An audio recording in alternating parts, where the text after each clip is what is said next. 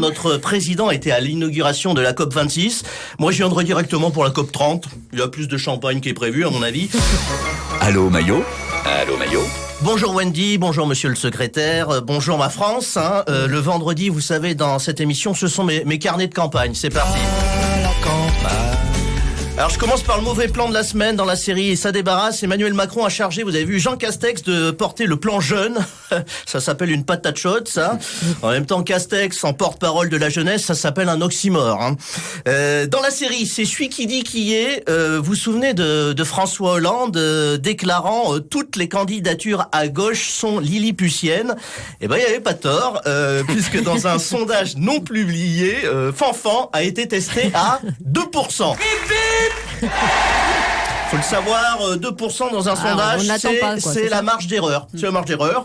Et encore, c'était un sondage en Corrèze, donc c'est un peu court, 2% pour un recours. Allez François, n'écoute pas les sondages. Alors si je peux me permettre de te donner un conseil, c'est oublie que t'as aucune chance, vas-y fonce. Exactement. On sait jamais, sur un malentendu ça peut marcher.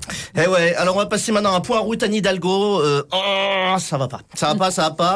Anne Hidalgo qui a réitéré, elle a dit j'irai jusqu'au bout. Alors moi ça m'a beaucoup inquiété, je veux dire quand on observe la trajectoire actuelle des sondages d'Anne Hidalgo, on se dit que si elle va jusqu'au bout, elle va rapidement découvrir des énergies carbonées, ce qui risque de définitivement la couper d'une alliance avec les Verts et ça peut pas aller, ça peut pas aller. Ça va pas quoi. Non, ça va pas. Alors j'ai passé à la vidéo rigolote de la semaine. C'est pas Anne Hidalgo cette semaine. On la doit à votre collègue de bureau Sandrine Rousseau. Je suis fan, qui nous a régalé. Elle était invitée dans une émission de débat sur Twitch. Alors Twitch, c'est une télé qui a pas été encore achetée par Bolloré. Alors déjà le titre de l'émission rigolo, c'est Apérocratie. Alors entre les recettes pompettes et le bar PMU. Alors là, je vais dire, c'est un peu picolé. T'as beau être écolo, un verre ça va, 3 verres, bonjour les dégâts. Dur, et là, Sandrine, pour justifier le choix de l'éolien sur le nucléaire, elle s'est enflammée. Qu'est-ce que tu laisses aux générations futures? Est-ce que tu leur laisses des moulins à vent qui sont des éoliennes et qui, au pire, tombent sur un mouton et qui posent pas de problème? Alors, on vient de recevoir un message du mouton. Et du berger. Il est pas hyper d'accord. Je veux dire, c'est pas super L214 de sacrifier un mouton, toi.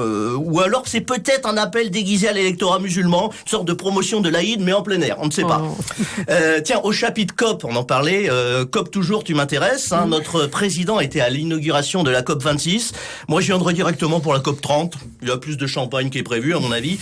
Les COP, c'est comme l'Eurovision, sauf qu'à la fin, tout le monde perd. Alors j'ai lu un truc formidable, c'est que l'objectif de cette conférence est la concrétisation des accords de 2015. C'est-à-dire, c'est génial. Les gars se réunissent pour trouver un accord sur un accord qu'ils ont déjà trouvé. J'adore. Et ils sont motivés. En préambule de la COP, les dirigeants du G20 réunis à Rome ont fait un geste fort. Ils ont lancé une pièce dans la fontaine de Trévise. C'est dire qu'ils y croient très fort. C'est ça. C'est dire. Et puis, puisqu'il est question de bouleversement climatique, je voulais conclure avec vous, cher Julien Bayou, dont l'écosystème a été chamboulé. Qu'est-ce qui s'est passé? Avant, chez vous, vous connaissez, tout était en pétard et pas que les cheveux.